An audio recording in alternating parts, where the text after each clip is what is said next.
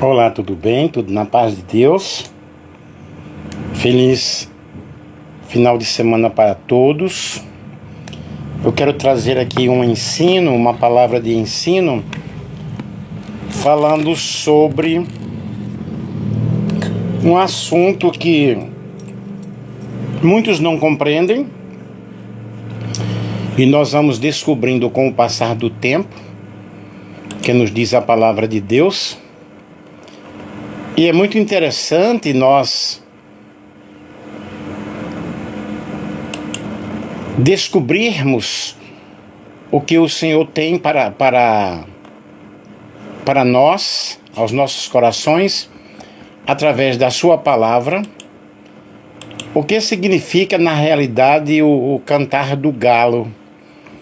Nós vemos lá na narrativa da história de Pedro, né? E o que significa o canto do galo quando Pedro negou a Jesus?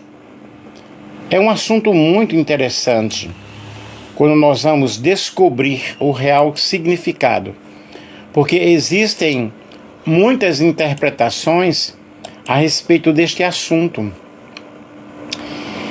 E eu vim descobrir depois de muito tempo, de muitos estudos, eu fui compreender. Por isso é muito importante você interpretar a Bíblia historicamente, culturalmente, literalmente, figuradamente. A Bíblia fala sobre muitos símbolos. E quando Jesus esteve na terra, ele pregava, ele ensinava, e as parábolas de Cristo estavam baseadas em acontecimentos da época, em situações do campo, em situações do dia a dia. As parábolas trouxeram ou trazem um ensinamento muito grande para nós. E o canto do galo na narrativa de Pedro refere-se a um toque de trombeta que tocou durante a negação de Jesus. Segundo a tradição cristã, Jesus disse a Pedro que ele não cantaria o galo antes de negar 3 vezes. Este toque de trombeta, que era usado para anunciar a troca de turno dos soldados romanos, é interpretado como lembrete para Pedro, né? Ou seja, para Pedro de sua negação, sobre a negação de Pedro. Nardo Fernandes, tudo bem? De onde você é, querido? E a interpretação do que exatamente cantou é muito debatida. Mas a maioria dos teólogos acredita na realidade que foi um som que confirmou a negação de Pedro. E eu vou explicar aqui para vocês, eu fiz uma pesquisa e eu concordo com esta fala do som da trombeta. Em que consistia o canto do galo por Jesus nos evangelhos? Era o canto de uma ave? Ou há outra explicação cultural para essa expressão do nosso mestre?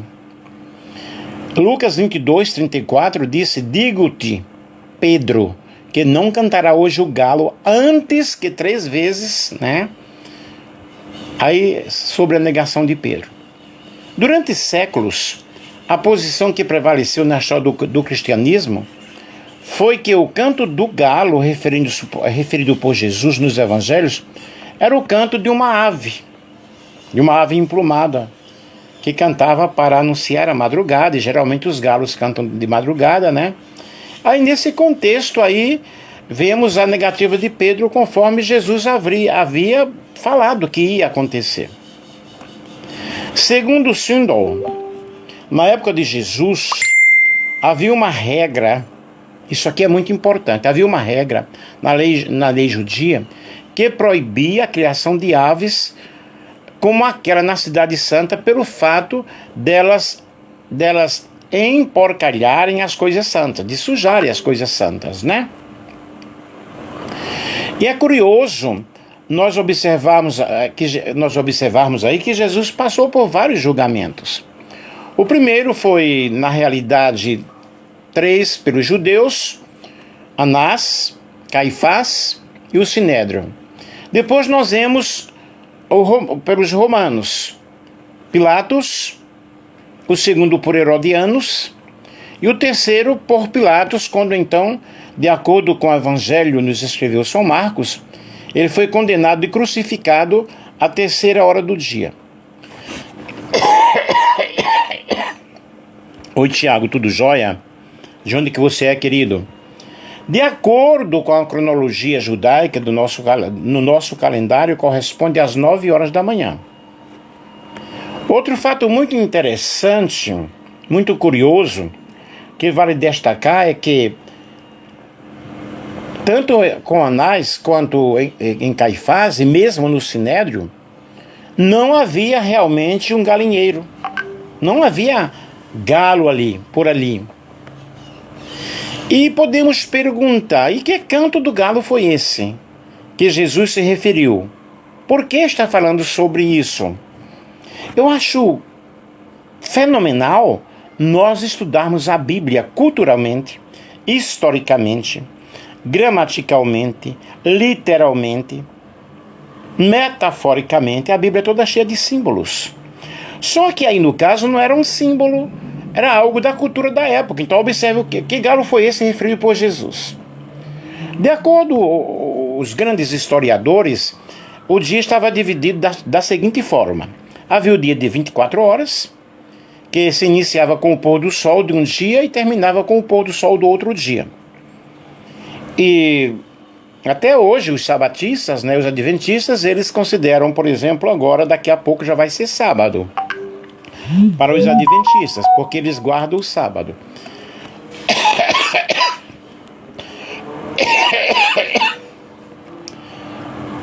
Desculpem. Eles seguem esse calendário. Depois nós temos o dia natural, que era o dia de 12 horas, e era a parte clara do dia, que iniciava com o nascer do sol e ao pôr do sol terminava. Nós temos as vigílias da noite, que era composta por 12 horas, tinha início com o pôr do sol e terminava com o nascer do sol. Aí nós temos a primeira vigília, que vai de 18 às 21 horas, a segunda vigília, que vai de 21 horas às 24 horas, a terceira vigília, 0 hora às 3 da manhã, e a quarta vigília, 3 da manhã às 6 da manhã. E vemos assim, em cada vigília, nesse período da noite, no final da terceira vigília da noite, cerca de 3 da manhã, momento em que aí ocorreu o primeiro julgamento de Jesus. Acontecia que havia troca de turnos de soldados que fazia a guarda ali na fortaleza de Antônia, que era a casa do governador Pilatos, Pôncio Pilatos. E essa troca, nessa permutação aí, o que era que acontecia? O canto do galo. Ok? Era um toque de trombeta, que em latim chamava-se Gallinicion, que traduzido para o português é o canto do galo. E é muito interessante nós entendermos estas coisas. Na época de Cristo, como nós vamos mencionar essa troca que era anunciada com o Galicinium, conhecido com alectorofonia, que é o cantar do galo. Aí nós vemos aí que para melhor entendermos essa situação e termos uma assertiva, nós vamos para os costumes judaicos citados inclusive por Jesus, quando ele fala sobre a terceira vigília, o cantar do galo. Vigiai, pois, porque não sabeis quando virá o Senhor da casa, se à tarde, se à meia-noite, ou se ao cantar do galo, se pela manhã. Marcos 13:35. O canto do galo, de acordo com a enciclopédia da Bíblia, era um dado momento da vigília da noite, de meia-noite às 3 da manhã. E no tempo de Cristo, essa noite estava dividida em 4 vigílias: tarde, meia-noite, madrugada e cedo. E esse cantar do galo aí? Em que período? Em que período Pedro negou a Jesus? Em verdade te digo que nesta noite, nesta mesma noite, antes que o galo cante, 3 vezes me negarás. Mateus 26, 34 a 74. E em Marcos 13, 35, nós observamos o seguinte: vigiai, pois, porque não sabeis quando virá o Senhor da casa, se é à tarde, se é à meia-noite, se é ao cantar do galo, se pela manhã. Lucas 22, 34, mas ele disse: digo-te, Pedro, não cantará hoje o galo antes que 3 vezes negues que me conheces. Vocês vejam, pessoal, é muito, muito importante isso. Segundo o comentário bíblico, Moody, volume 4, página 113, se à tarde, se à meia-noite, se ao cantar do galo, se pela manhã. São 4 as vigílias da noite, de acordo com a computação romana. E mesmo sobre esse comentário, o canto do galo era divisão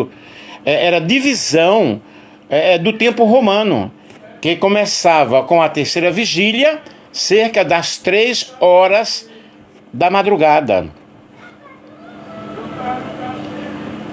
Na chave linguística do Novo Testamento grego, nós observamos aí algumas afirmações. O canto do galo marcava a terceira vigília romana, da meia-noite até 3 da madrugada. O cantar do galo, o nome da terceira vigília da noite, ao cantar do galo da madrugada. A palavra cantar vem do grego phonesai, infinitivo ariosto, chamar, fazer som. E a chave linguística do Novo Testamento, nós vemos aí essa confirmação. Canto do galo, que é o nome dado, o nome romano do terceiro turno da vigília, de 24 às 3 horas, 24 horas às 3 horas. Então, gente, na tradução do pastor Valdir Carvalho Luz, não soará hoje o galo. É interessante você observar, nós observarmos essas expressões, ou esta tradução bastante explicativa, pois no lugar de cantará, fonesei, ela traduz soará, o som emitido por uma trombeta, por uma buzina, por um instrumento. Então o que é necessário nós entendermos? Que o canto do galo referido por Jesus nos evangelhos está longe de ser o canto de uma ave. Quantas vezes o galo cantou? 1 ou 2, de acordo com Mateus 26, 34 e Lucas 22, 34, parece que o galo cantou apenas uma vez, mas de acordo com Mateus 3, 35, temos a impressão de que foram 2 vezes. Mas afinal, o que é que nós temos aí? Cantou 1 ou 2? Como nós podemos ver aí nesse ensino, o canto do galo referido nos evangelhos não se trata do canto de uma ave, mas sim de um toque de trombeta do soldado romano que anunciava a troca de turno dos soldados que faziam parte da fortaleza de Antônio, é o que eu já falei para vocês. É muito interessante nós entendermos estas coisas, para que nós possamos ensinar realmente bem a palavra do Senhor. E seguindo essa lógica de raciocínio, por inferência, nós podemos deduzir que o galo em questão era realmente o trombeteiro. E Charles Swindoll confirma essa certeza dizendo: não era um galo, mas sim um tocador de trombetas. Está no livro Marcado para Morrer, página 50. Logo, é muito interessante este assunto, porque nós aprendemos durante toda a nossa vida que era um galo. Mas por que não entendíamos? E eu fico com essa explicação da trombeta. E não há discrepância nos evangelhos. Muito pelo contrário, Jesus estava usando coisas da época, coisas daquele momento.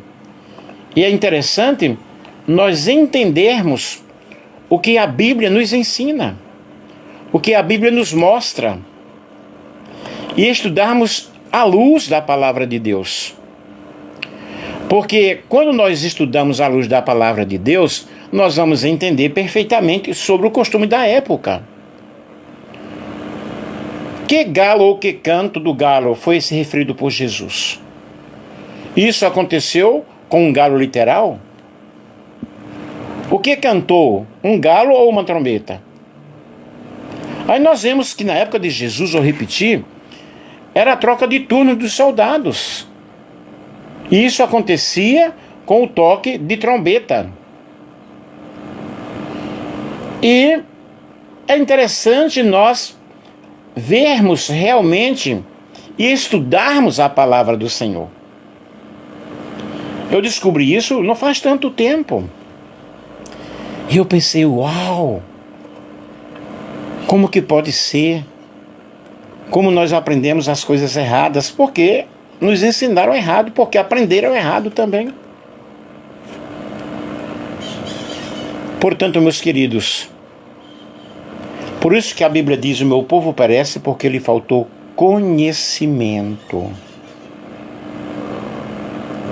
Nós precisamos aprender com a palavra de Deus cada dia. E nós vemos muitos vídeos também falando sobre este assunto. E eu trouxe aqui um emaranhado de pesquisas mostrando aí sobre este assunto, sobre esta situação, que é muito legal nós entendermos, nós compreendermos e passarmos para outras pessoas. Eu espero que você tenha compreendido, que você possa assistir também outros vídeos falando sobre o assunto. E a história do Cantar do Galo carrega muitas lições que nós podemos trazer para a nossa vida. Seja fiel às suas crenças e valores. Pedro negou Jesus porque estava com medo.